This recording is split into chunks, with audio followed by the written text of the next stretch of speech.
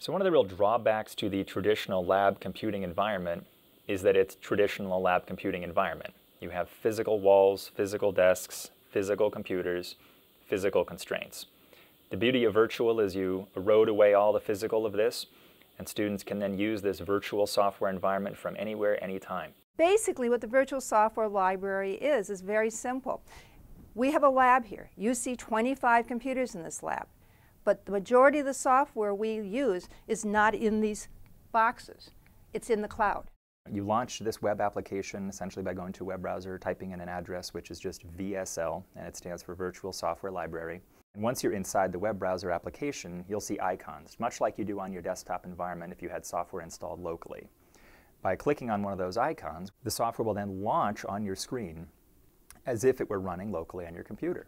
What I find interesting now is that students who use it, even when they come into the lab, they won't go on to our native SPSS program on the machine. They'll go into VSL. The Virtual Software Library really came about as a cost savings initiative initially.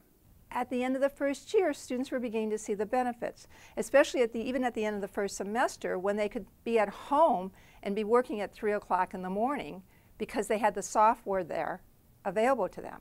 I found the VSL really useful for our advanced stats class. Some of the stats programs like SPSS or AMOS where you're having to do sort of modeling or running different numbers and different procedures.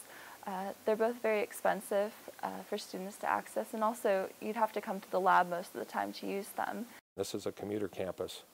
86% of the people work. Typically most of them work during the day.